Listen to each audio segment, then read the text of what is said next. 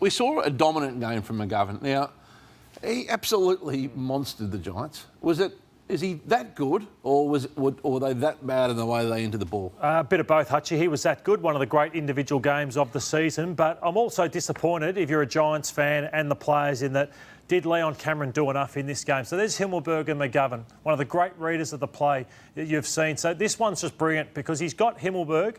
He sees the ball's not going to Himmelberg. So that is just amazing play that he comes over and cuts off for another player and leaves his man. So that's just brilliant from him.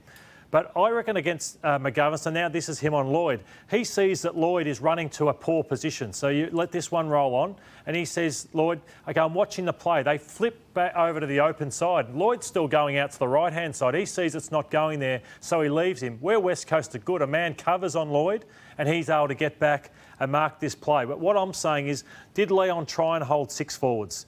Did he ask for a player to go on McGovern and say to Himmelberg, you're not having a great day, Jeremy, you're not having a great day, stay on him. Riccardi, this one. So Riccardi hits up. He played a good game, Riccardi. You watch him, but watch how early McGovern says, OK, Riccardi's not going to win this ball, so I'll sag off him. Did they say, let's play through McGovern's man at all on the night? I don't think they did. And from the first quarter to the last quarter, nothing changed in the game from a Giants perspective where they'd be disappointed. And this was his night. 18 disposals, 10 marks, 3 rebound 50s, 11 intercepts. He won't get that again. He will not get that again in another game this year. He's a wonderful footballer. Yeah. Jeremy Cameron, we flagged last week of the season that he's having. He's at a real crossroads, I think, out of contract. And I want to ask you about the money. It's going to be a big thing for him.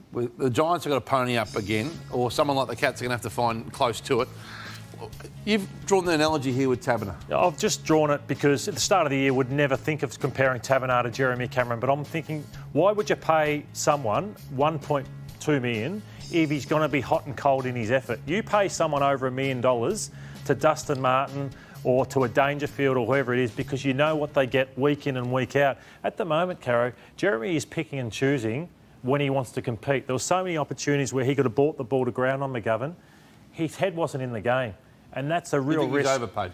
Well, he wasn't last year, but across this whole season, he hasn't been able to get out of his form slump because his attitude hasn't been right to play the game. So what do they do then if he wants that money to stay? Well, it's a big thing, Hutchie. I wouldn't pay him over $1 million next year. I would give him a massive pay cut. Obviously, we're in the climate where we need to.